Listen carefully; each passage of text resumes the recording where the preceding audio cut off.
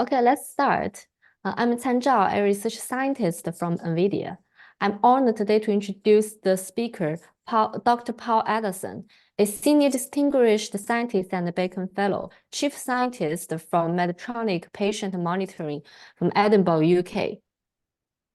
Paul is the chief scientist for Medtronic Patient Monitoring, where he is the subject matter expert across various key physiological monitoring technologies.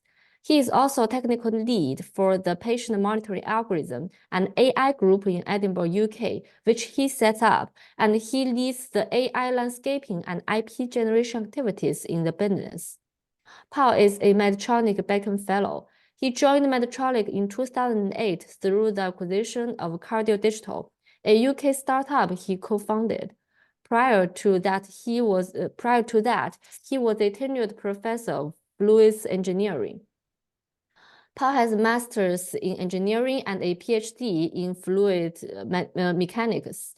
He has worked on a wide range of biosignals and non-contact monitoring vision technologies and is the inventor on 175 US patents, as well as over 200 published articles in the area.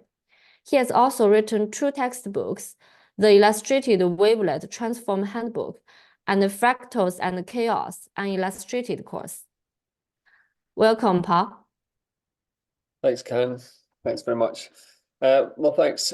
So, yeah, as Can said, I'm the chief scientist in Medtronic Patient Monitoring. For those of you who don't know, Medtronic's a large, it's a multinational medical device company. It's the largest medical device company. We do all sorts of things.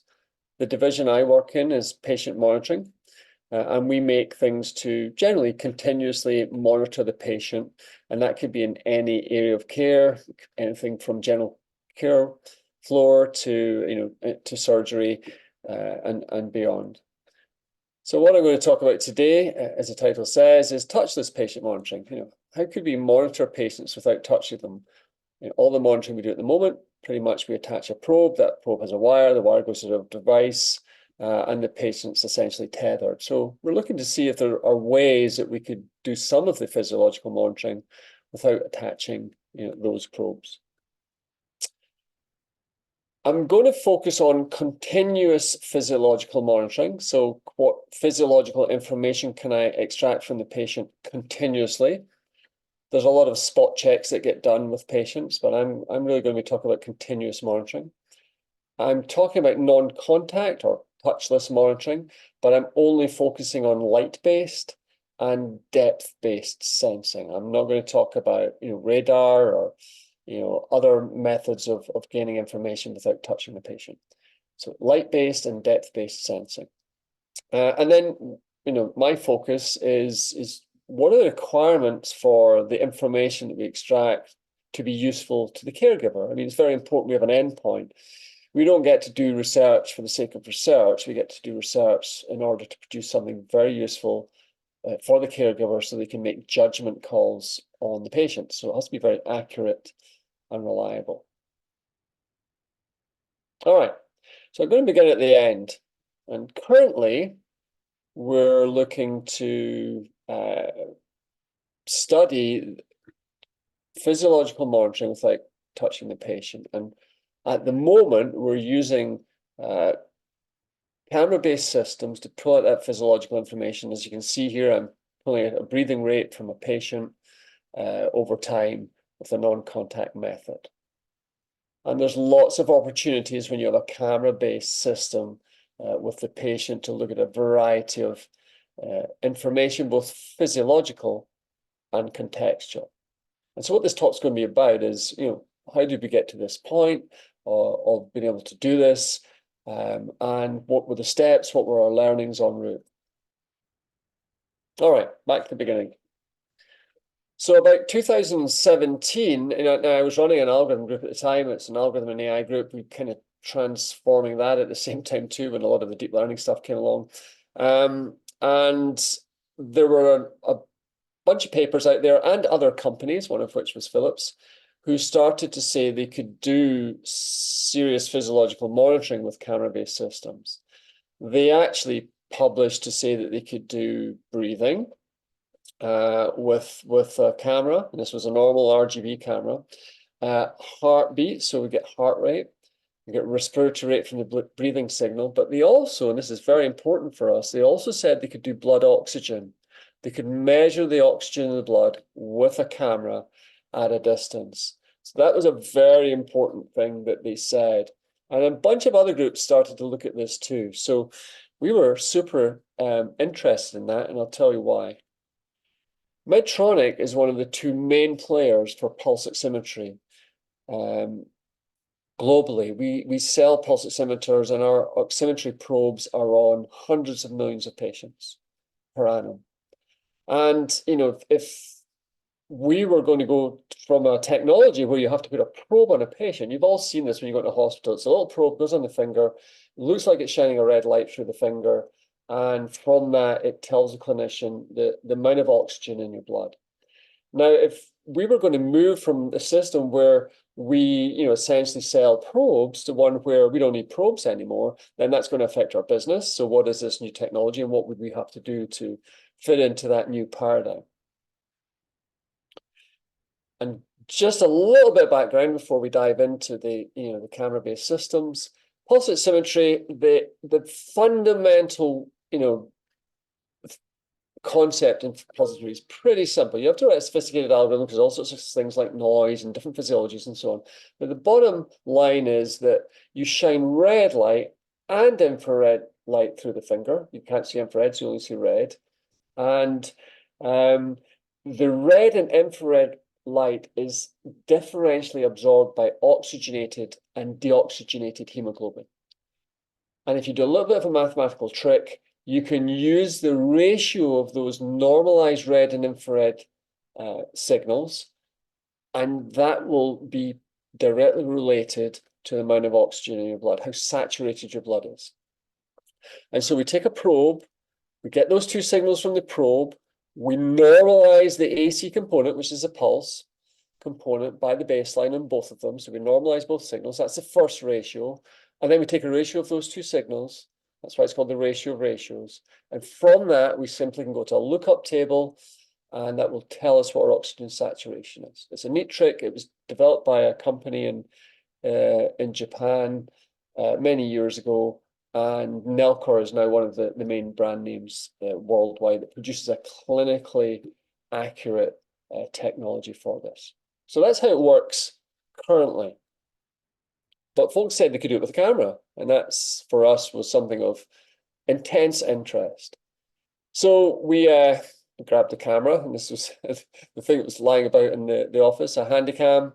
Very simply set it up. Within minutes, we had a signal, bit of MATLAB code. A couple of hours later, we could pull out those pulses from the image.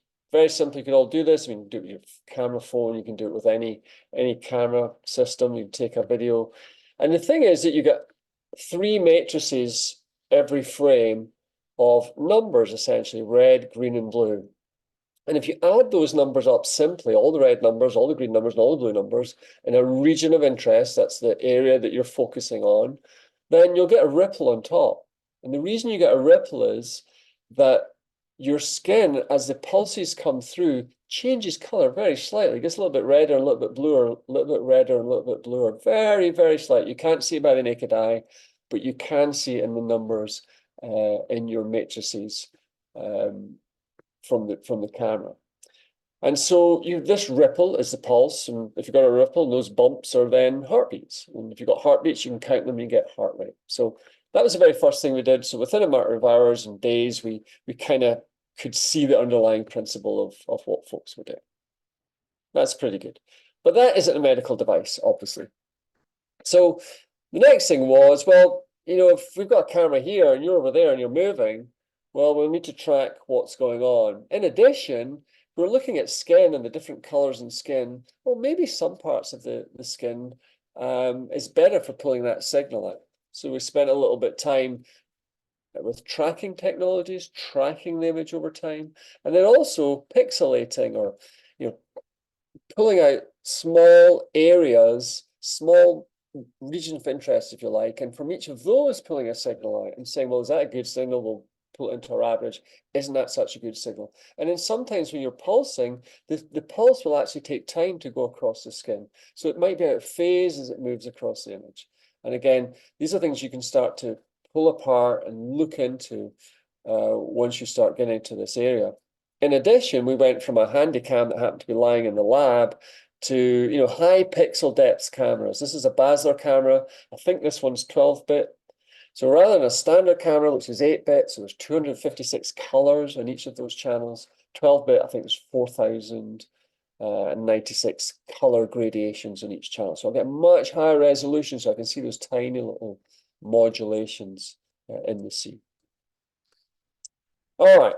So next thing was we're lucky. We're in a company. We do lots of trials. One of those trials is to look to see how our pulse oximeters are working when people start to desaturate. So their saturation in their blood starts to reduce.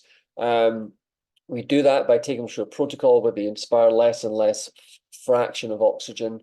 It's a kind of standard protocol. But the nice thing is that we can then see differences in that saturation over time. They happen to be doing a trial. We wanted to test our camera, so we were allowed to take the camera in.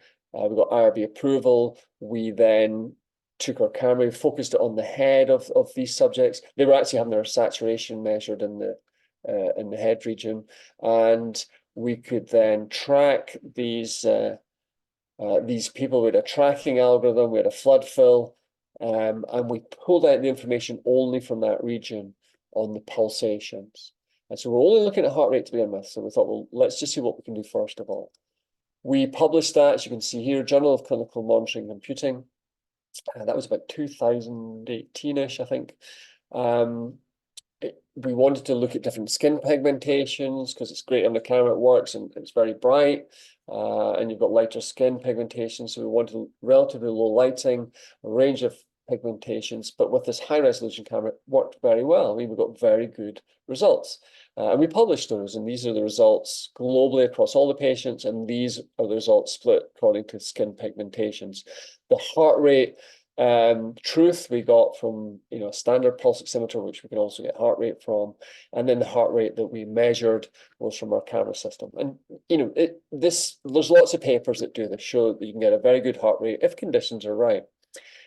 They have serious failure modes. If I turn the lights off, you don't get a signal. I know that sounds obvious, but if I've got a smartphone and I want to measure my pulse, that's easy. It's going to be bright. I'm going to get a heart rate. If I want a continuous monitoring, remember, I'm focusing on continuous monitoring. If I want that in a hospital, then it has to be on all the time. So if I put the lights off, I still need to measure that physiological parameter. What happens if the patient turns around or has the covers over or has bandages on? You can't see the skin. That's a failure mode. And still, we're not talking about getting SpO2, the oxygen saturation, which is the big number we were interested in. We spent more time doing this. We did some more experimentation. This time we looked at heart rate, and we looked at respiratory rates, and we looked at oxygen saturation, again, using color cameras. We actually published this in a clinical journal, Anesthesia and Analgesia. And, heart rates, no problem. Respiratory rates, no problem. And it looks like we've got no problem here with saturation, but you can only really get trends. The problem is, as I said at the beginning, you've got this ratio of ratio, and that ratio depends on the baseline. And as I turn my face or the lighting changes, the baseline relative to the pulses changes. So I can get the trend, but I can't get the absolute trend unless I calibrate it once I get the trend against truth. So here, the original trend would be somewhere up here, maybe a bit squeezed. I then recalibrate it post-priori, and I can fit the trend. And if I do that for every patient, I can kind of fiddle it backwards. So all we could do in this paper was say, well, if I then calculate that calibration for each one of my signals, I can get, SpO2. But that's where we finished with, our attempts to get SpO2, because there's some, big issues. There's variable lighting that affects the ratios. Still got the problem with access to skin. What happens? And maybe use cases you don't need it, but there might be, areas of care where you're not going to see the skin all the time, or, they might have covers on, they might moved or so on. There's another big problem with saturation signal. I'm looking at a very small color change, and that very small color change is what I'm trying to pull out to see the difference between oxygenated and deoxygenated blood. I've got this source of noise called the blistocardiographic noise, and that is when the heart beats, it sends a shock wave through your system, and you got a slight vibration at the peripheries. So I also get a slight vibration in that signal.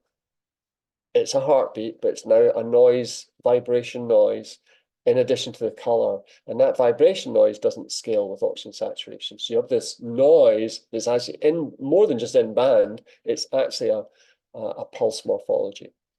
And as I say, you've got the baseline issues again coming from the lighting.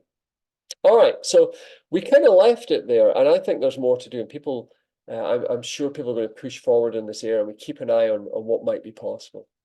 But one thing we thought, well, okay, we can find the pulse by aggregating all this information across the field of view. What happens if we just look to see what the pulse is doing at each of those points, and we show what's happening at each of those points? So if I take an area of skin, and again, this isn't too difficult to do, and I just section it up into little, little regions, and I look to see what's happening in each region, and I color the phase of the pulse, then you can actually see the pulse wave coming through that region. Here it's a hand. This is my hand normally with a camera, and you do it with a pretty standard camera. And if you just look to see what's happening with those very small changes in the matrix of numbers and your colors, then you can pull out the pulsation. But now we can do it across the area. So we're looking at the pulsation across the area, and that might be related to perfusion. Perfusion is how much blood is getting to the peripheries. If I get really cold, my perfusion will reduce. In surgery, it's very important. I need to know about where the perfusion is and have I reperfused after surgery. So instead of the pulses, we can do something else. We can look at the amplitude of those pulses. So rather than look at pulses, well, how strong are those pulses? And this is a very simple experiment where I've got a blood pressure cuff on my arm. I measure the pulses in my hand, and I don't look at the phase. I just look at the magnitude of those pulses. And all I do is I plot the magnitude over time. So I'm kind of averaging it a little bit. And then I release the blood pressure cuff, and then that magnitude increases. So now I've got a direct measure of the perfusion, because the blood's now coming back into the hand, and it's perfusing more greatly that area. So this looks quite interesting, something that might be useful.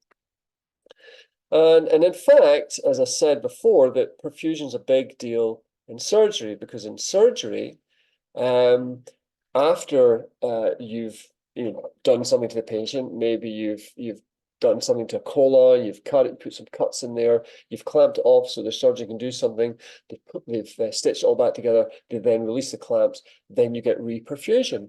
And you want to make sure you've reperfused, because if you haven't perfused a bit of tissue, it will very quickly die. If you don't get oxygen to a piece of tissue, you can get necrosis, and that bit of tissue can die. And this above is a colon that the clamps have been released, and it's reperfusing, but this bit here isn't perfusion. Okay, so this bit's been missed. And the way they do that currently is to use something called ICG dye. And it fluoresces.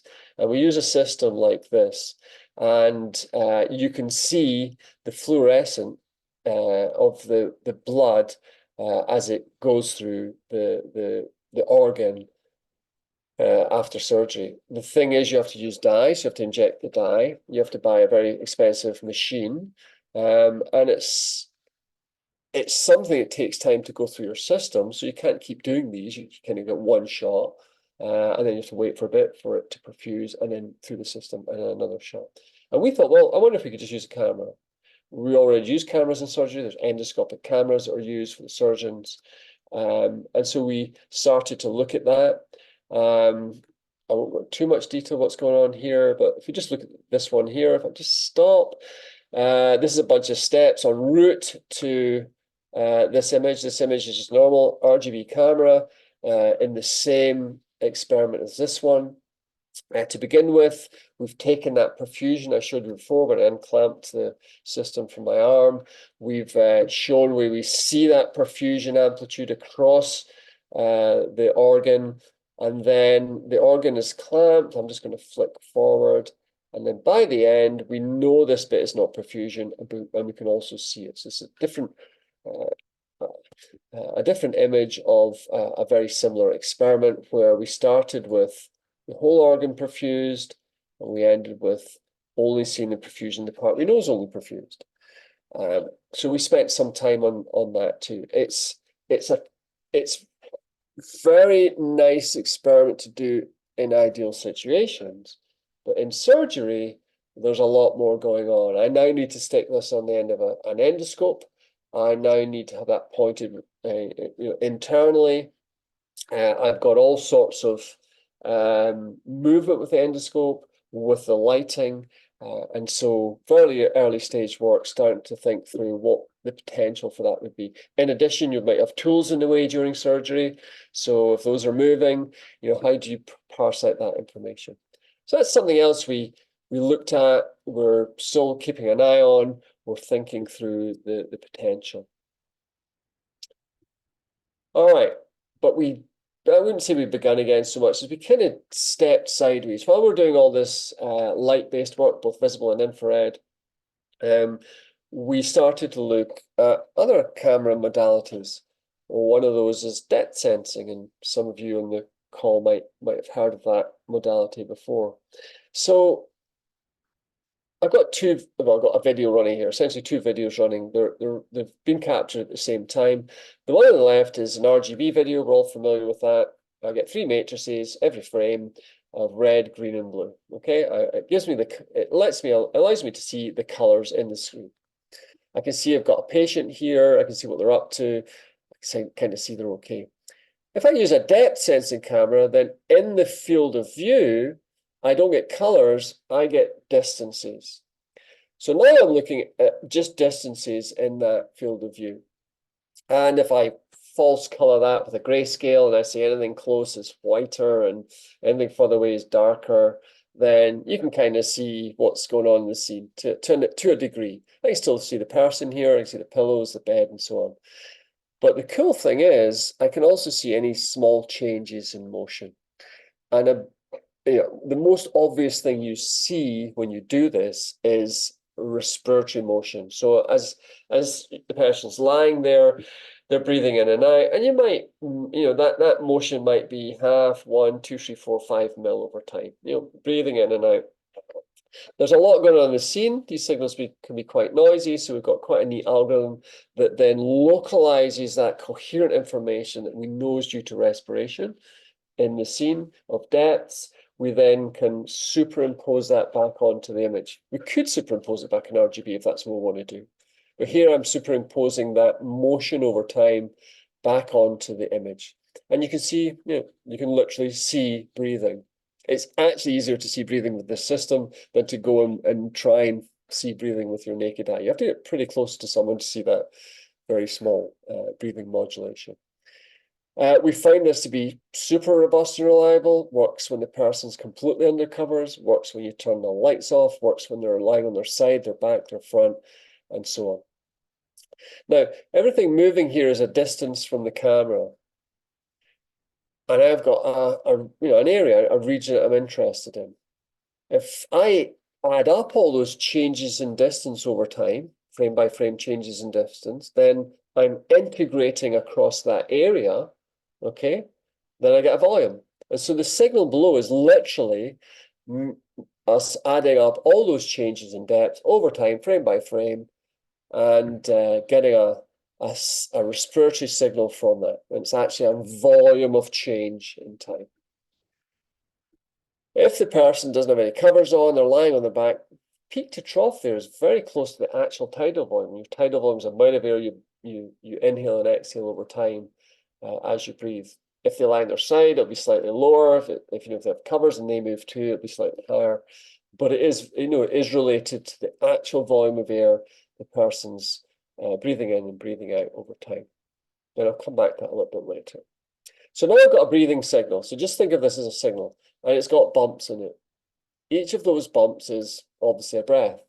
And once I've got breaths, I can look at a whole bunch of physiological information pertains to respiration. All right, so we spent quite some time, probably about, I think it's about a year plus, just nailing the visualization and the waveform. You know, in our business, we really have to make sure it will work when, as I said before, patients on the cover, the lights are off, but also different demographics, large patients, small patients, patients sitting, patients lying at funny angles, all sorts of thicknesses of cover, you know, lighting conditions and so on. So we spent quite some time getting to a point where we have this very strong, you know, visualization that will just pop up regardless of the conditions. For our prototype, in order to take data from trials and you know, in-house, we simply just put it on an arm on a medical grade trolley, hold it above, you know, a bed. It works. It's about 4 or 5 feet above the bed, and we can take our you know, our test data that way. We've also wheeled this into a bunch of clinical trials too. It lends itself both to physiological and contextual monitoring of the patient. I'm going to, you know, weigh heavily in the physiological here. I'll mention a few things contextually as we go through.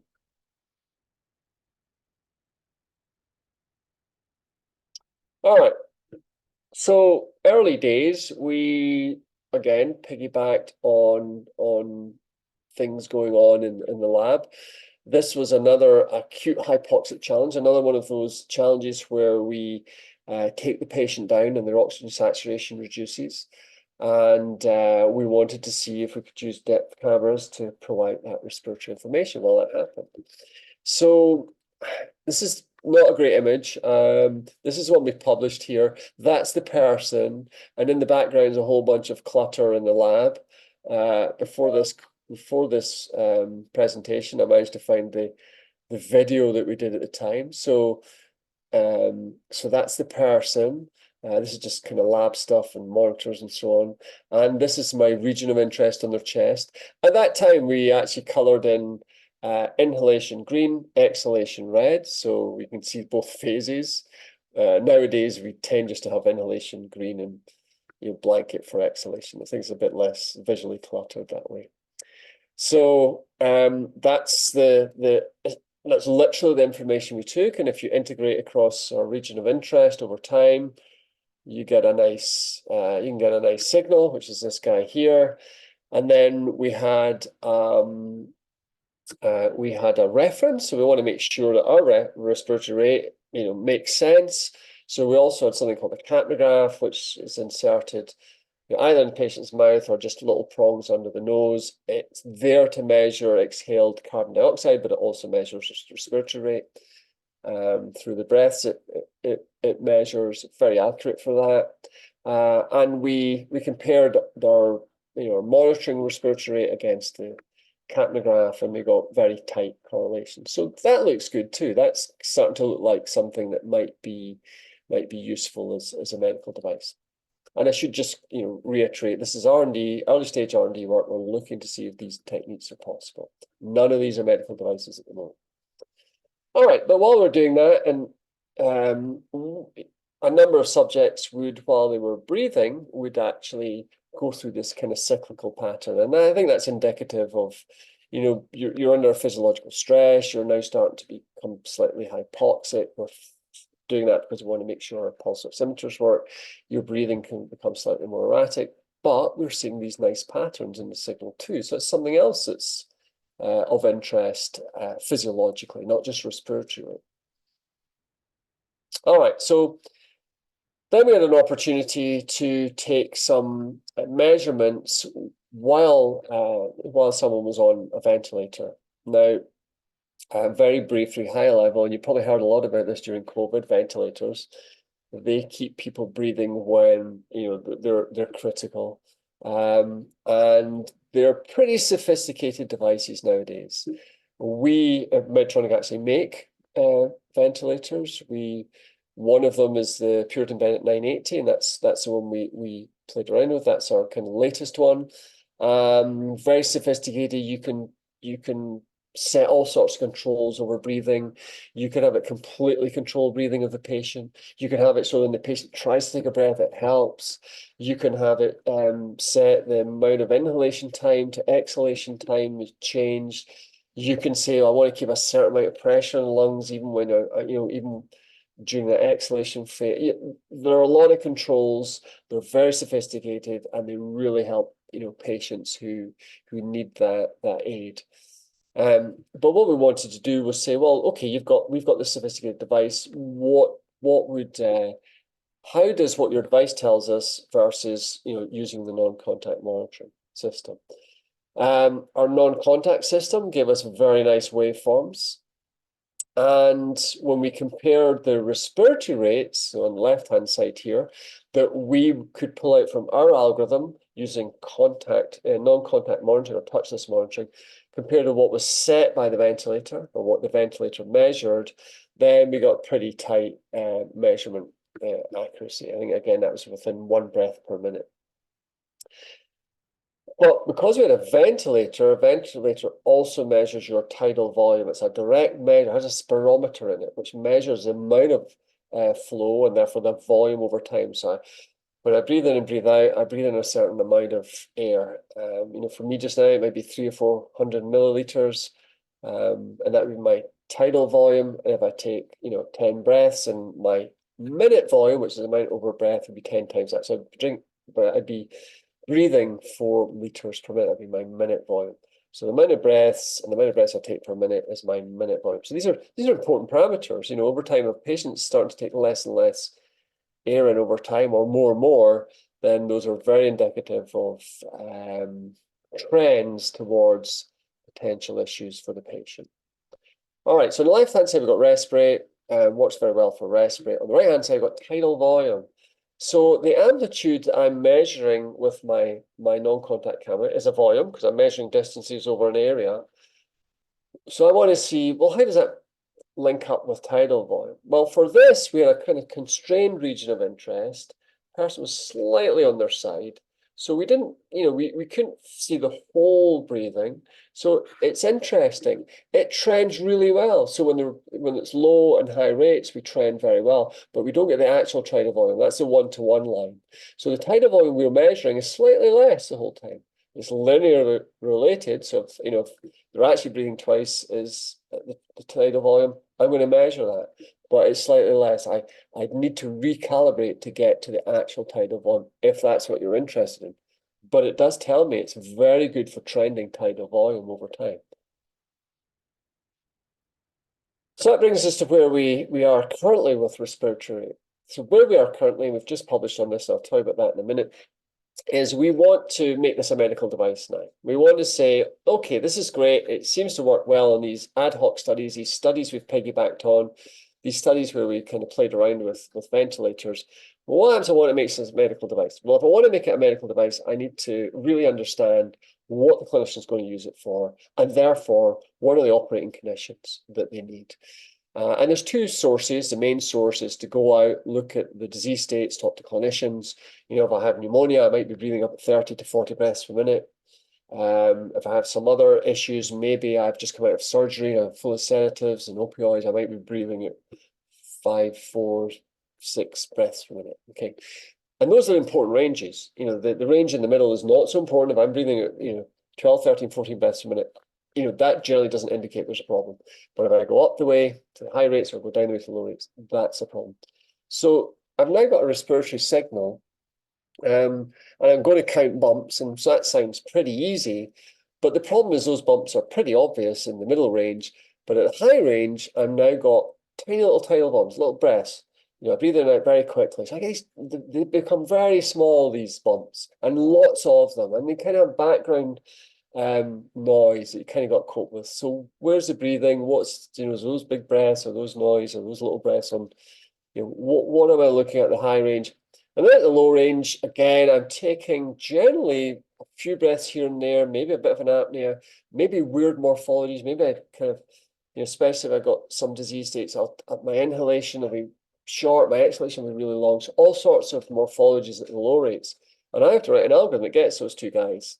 If I go after the high rates, I can maybe mess up the low rates and low rates, high rates. So it's kind of tricky. It seems easy, but it's kind of tricky once you start looking. We have about 3,000 plus segments of data across a whole bunch of rates with, all sorts of people, all sorts of condition. So really spent a lot of time making this algorithm.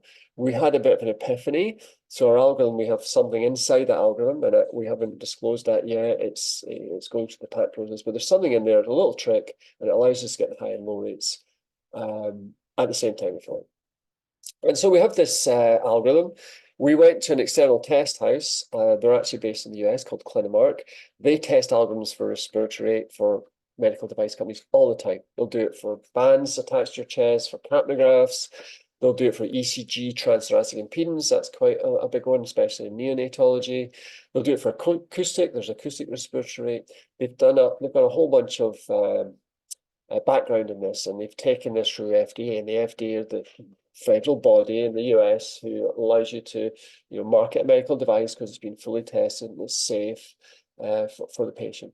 So we said to them, look, could you just test it hands off as if you were going to help us do that, do a mock FDA study? So they did that. They brought in all sorts of people, different demographics, very small, frail to very large. Some people even had COPD and asthma. One had had oxygen streaming to the nose, and they came back, and we got within 1 breath per minute accuracy across our range. Our actual target range for the device is 4 to 40 breaths per minute. They actually tested up to 50. Very accurate. So that was done in a lab where we brought in these volunteers, and we essentially measured over time their signal with our device, which is the top signal there. We compared it to a reference device, a device that's a commercial device. I think it's one that we don't even make. It's another company's, a capnograph. You can see how similar the two waveforms are. Every breath we get, they get. It's then manually scored as if you were, going to go through a regulatory body. So that was the study, and we've just published that. So if you're interested, just published in the last few months, and there is actually a downloadable video where you can see some of this kind of live breathing going on.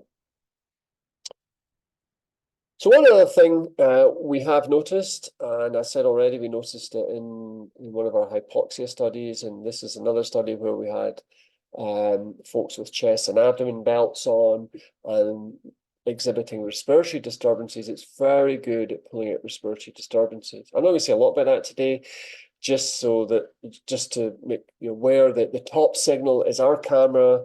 It's 4 foot above the patient. Patient can be under covers on the side, and we can, in various posture positions. And this is kind of a quality of signal we can pull out with our technology. The bottom signal is derived from chest and abdomen bands actually attached to the patient. And you can see the morphological similarity between the two signals. And we're currently putting together a paper, a quite comprehensive paper on demonstrating that for a cohort of actual patients, not healthy volunteers. So something to come, hopefully, soon. All right, something else, that you may find of interest. We published a paper a couple of years ago, so it's fairly recent, and it really just reviews this space for depth sensing and respiratory monitoring. It kind of goes through the basics, the difference between RGB monitoring and depth sensing. It just makes a bit more obvious what's going on. It then gives a few examples. Here we've got a nice signal where someone's done some sort of played about with some big breaths and small breaths and fast breaths, and we've tried to capture that over time with the rest rate, and also even look at the tidal volumes. What volume do we get compared to what's in the sea? So that's a nice background paper if you're interested in somewhere to start and read more. Okay, I'm kind of getting through this now. I thought, while I talk about neonates, I thought, well, I'll say something very briefly about neonates. So I've really told you about adults, the adult population, and it seems to work very well for respiratory monitoring in the adult population. We've just conducted a study with neonates, so I'll probably just say something very briefly. With the adult population, we can take our camera system, and I've got one here, I should have showed you that earlier, depth camera. That's an Intel D415, that's the one one of the ones we use. That's the main one we use actually now. I can take my camera, I can sit it on my desk, I can point it at myself, and I can do some stuff, and I can see, yeah, I can see things happening. I can lie down, I can simulate apneas, I can change the lighting. I can do 95%, if not more, of the kind of basic algorithmic work on the benchtop. Then I can go out to the patient population and see what's going on. I can't do that with neonates. I literally can't go to someone's baby and say, can I, that's, it's not ethical. I need to go into a NICU. I need to get ethical approval. It needs to be a clinical trial. So it's the opposite with neonates. It's all about the patient data for us. So we had an opportunity to go in and collect a whole bunch of data. There were about 61 neonates, 2 sites. Looked at different bed coverings, cover types, camera locations, distances from the camera. When it works well, as you can see, I can see those are breaths, it's a little bit of motion. It works well. Even better, here I've got little apnea cycles, so some breaths, pause, and so on. When it's good, it's very, very good. But at the moment, we've got an adult algorithm that we've kind of fiddled with slightly to make it work for neonates, but we've got a lot of work to do on neonates. We can get closer to a neonate, but they've got a much smaller region of interest. And instead of breathing at 300, 400, 500 milliliters, some of these neonates are down, I don't know, 5, 10, 15 milliliters, 2 orders of magnitude less. So much, much, much smaller motions that we need to pick up. Like I say, this is a nice bit of signal. We're currently going through all the signals and see what might be possible with neonates in terms of respiratory monitoring. So watch this space. However, one last thing, activity. One thing we're interested in is motion in the scene. Let me stop this just now while I'm talking. We're interested in motion because motion is a confounder for picking out respiratory and is a confounder for looking at a lot of things in signals. So we were interested in removing that motion, perhaps by viewing what's going on in the scene, saying, hey, the baby's moving, we won't bother posting this signal or doing this thing. But then we realized that activity, which is what most of this motion is activity of the neonate. It's a big deal in the NICU. A lot of spots checks go on. Is the baby lethargic? They're en route to sepsis, or is the baby agitated? Not enough pain med, and so on. There's a lot of information contained in how active or not a neonate is. So we're in the middle of publishing this one, and we've actually got a paper accepted for pediatric anesthesia conference on this. Is a very simple method. We measure motion over time with the depth camera. So the middle frames there is just a change in depth every second. And we feed those features from that into a very simple model, random forest model, very simple. And we label it, and we say, here, this is where we think motion is. It learns that, and then we throw it at the data. So down here is a flow signal. So I know these are breaths. There's some breaths there, a little bit, few breaths there. These are breaths. I know that's motion in one of those signals. But this has actually been overlaid with motion that was detected by a motion detector from the camera. So the camera is saying, I think there was motion here. So it's fusing those two things together. Like I said, we're presenting this. I'm not telling you anything super secret here. We're presenting this a couple of months' time at the Pediatric Academy Society in Toronto.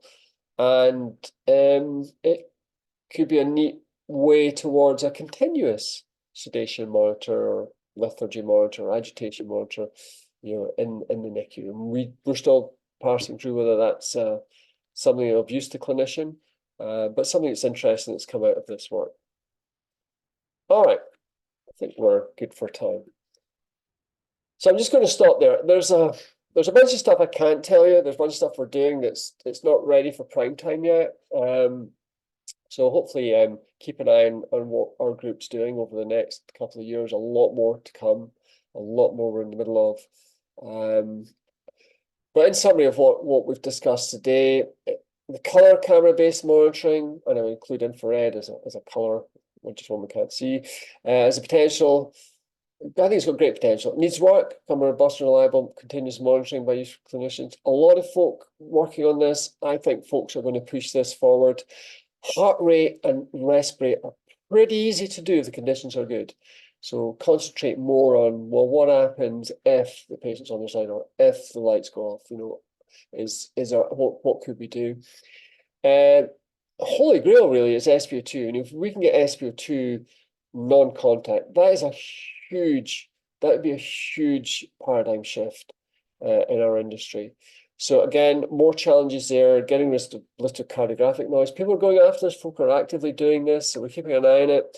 And that unstable baseline for the ratios, there's significant motion, and now untethered from the patient. You know, if the patient's got pulse ox probe and they move, well, the probe moves with them. If it's over here and they move, well, then the motion's like a different order of magnitude. So these kind of issues. There's unstable ambient lighting. You know, if you're sitting by a window and there's clouds passing over the sun, you get huge differences in what you pick up. So big problems to solve, but you know, I'm sure people are going to work hard, and these are going to start to be pushed over time, I hope. In terms of depth camera-based monitoring, that we do feel has the potential to be robust and reliable. I've really only talked about respiratory rate and respiratory monitoring. We believe that it's there is now a pathway to a continuous and accurate respiratory rate parameter, something that the clinician can use with confidence to decide on the therapy for the patient. The most important thing to us is providing information to the clinician continuously that's accurate and reliable. And that's pretty obviously why we'd want to do that. So it has to be very high bar for what we produce. And activity, I think activity's got great potential. I'll just show you some information there on neonates. There's other areas of care activity might be useful too, and we're looking at those. All right, that's the end of my presentation. Thanks for listening. And so if you've got any questions, I'll hand you back to Can. Thank you, Paul. It's a wonderful talk. We got a question from Q&A. So if any audience has any question, welcome to type it in the Q&A box. And we already got one from Healy. How accurate does the positioning of the camera need to be, or is there a calibration process associated with that? Yeah, that's a great question. That's a great question. So it's kind of twofold answer, right? So let's take a depth camera. Doesn't have to be, I could put my camera, here or up here. I mean, I'm going to get a respirate. The problem is if I'm a tiny little person and I'm under covers and I'm slightly on my side, I'm going to have a very small signal. So I can't have my camera too far away. In addition, I can't have it too close because my field of view has to contain everywhere the patient's going to be. So that's one of the issues you've got to think through. So our camera normally is about 4 foot above the bed. It gets the whole bed in. It's close enough. Doesn't get in the way of the patient, but it takes that information. Takes the information out. The next part of that question though is, so now I want to make a medical device and I want to test a medical device with all these different conditions. At some point, when I make this device, we make a commercial device, we're going to have to say, well, where is this camera going to be? Is it going to be above the bed in the center? Is it going to be at the top left of the bed? Are we going to put it on the wall, the ceiling, and so on? And at that point, you're going to want to take a lot of data at the position you put the camera. And you then actually you're starting to walk down a very narrow channel that you've made yourself. You just can't you just can't take information from everywhere all the time. You've got to start focusing down on a solution. So at the moment, center of the bed, about 4 foot above, we can absolutely say it will work. Pretty sure works most places at the top of the bed, within quite a range of heights. But we've started to take a lot of our information at a certain location so that we can do, we can now go long and thin.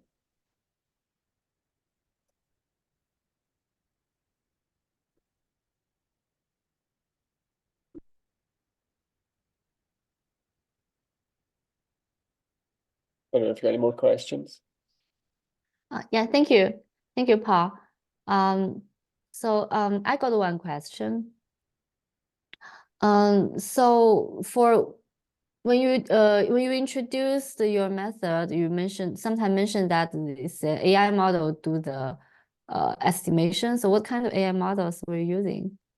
Right. So this talk, I should have said it right at the beginning. So most of the early stuff I talked about are handcrafted, non-AI, traditional image process. Well, I say traditional, but a lot of it's our own algorithms that we've developed to pull out that information. That localizing that depth information for respiratory patterns, that's a handcrafted algorithm. It uses kind of correlations and coherencies and all sorts of things inside there to figure out what's important information, to get rid of noise, a lot of noise in these signals. At the moment, and this is a shame that we have, I can't say we're using a lot of AI just now. One of the things I can tell you, because we're just about to publish it, is the AI for the patient motion. And that's a very simple algorithm based on a random forest model, but we're currently utilizing deep learning models to do a bunch of stuff. But I'm just not at liberty to say anything about that at all. So yeah, okay. So yeah, a lot of it's handcrafted. Very little what I've shown you today is AI. A lot of stuff we're doing just now is AI. Yeah, thank you. Thank you, Paul. So if it's like no matter it's deterministic, it's random forest or it's AI deep learning based, I do have a question about training data. So you are based in UK, so I don't know if the data is more biased in some kinds of people. So what if the products used in Africa would be work as accurate as in UK? Well, actually, it's funny. I'm based in the UK, but we're headquartered in Colorado, and everything I do is even everyone I talk to is in Colorado. So all the trials are in Colorado or North America. So yeah, same question though. Yeah, we're very. I think I'm not. I kind of get the impression a lot of people think that this bias issue is something that's just suddenly come up because we're doing AI. Traditional algorithms can be biased too. I can train and test on the same patient population or, only one pigmentation. So we've been aware of this even well before all the kind of AIs, has exploded.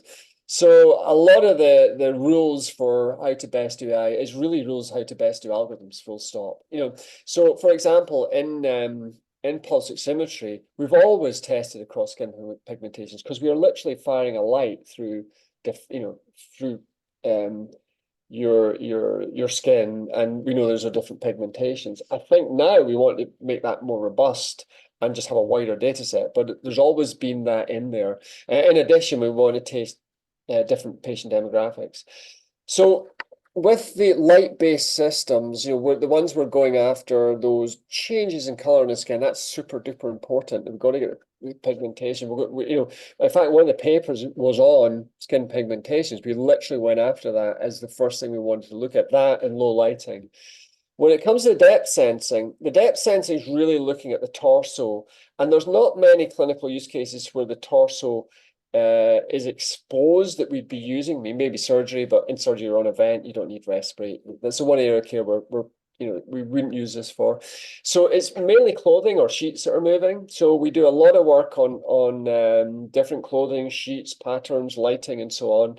And we do to date try and pull into our studies different skin pigmentations, even though we don't think it might be an issue. There just might be a use case where someone's using it and our cameras, the depth camera uses reflected IR light, there might be an issue.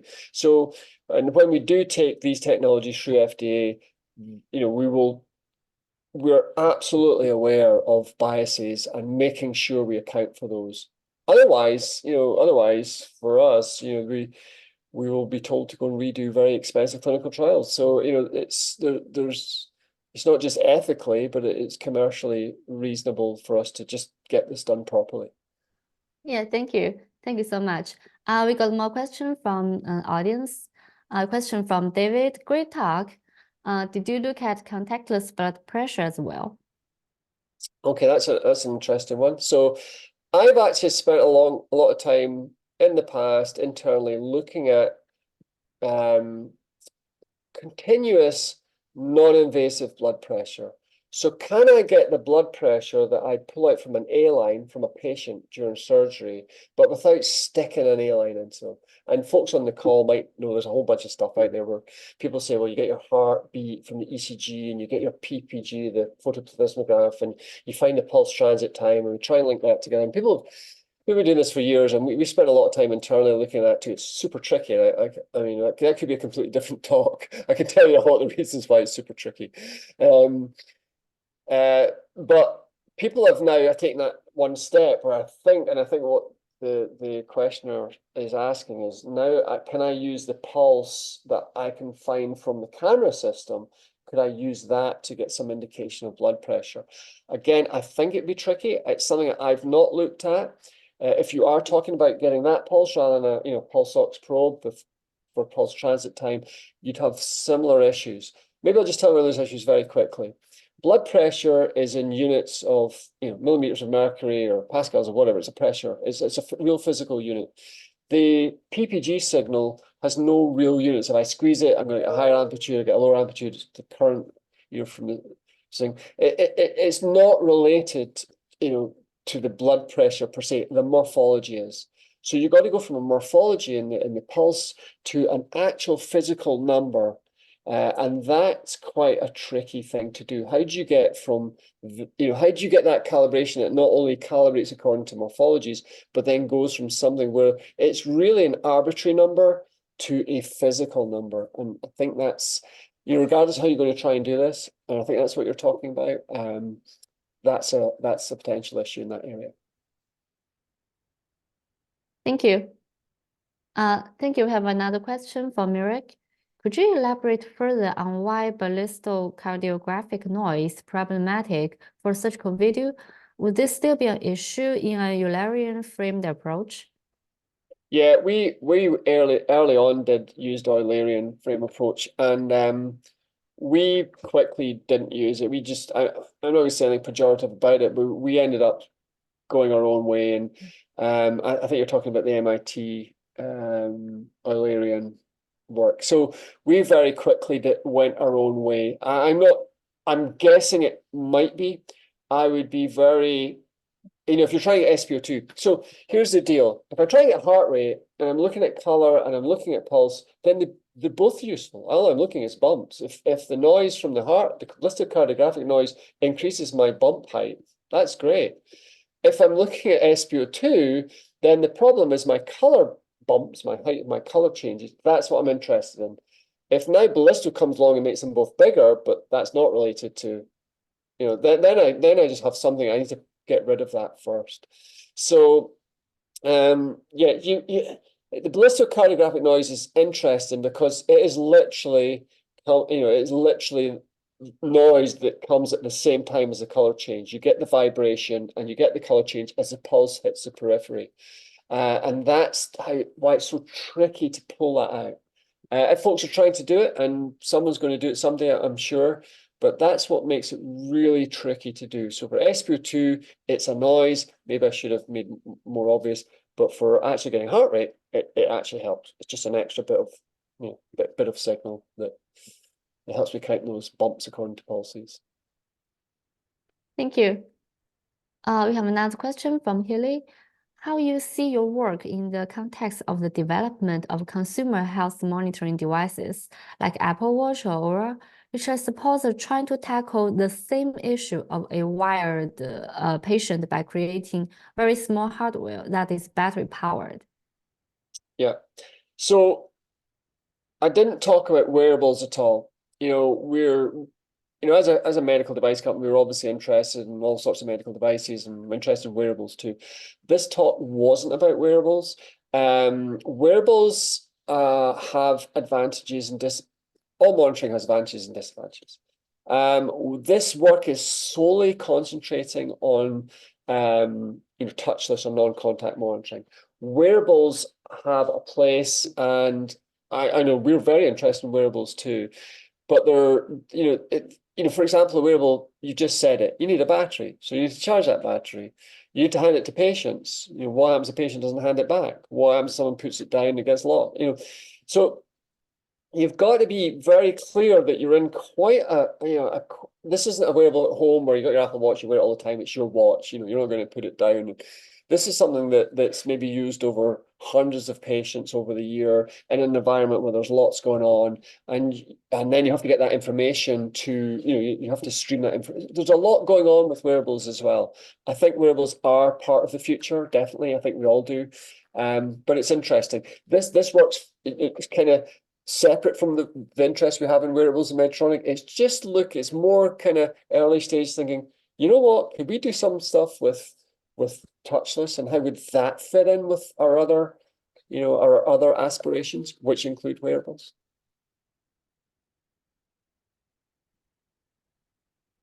Thank you. Thank you. I actually have a question.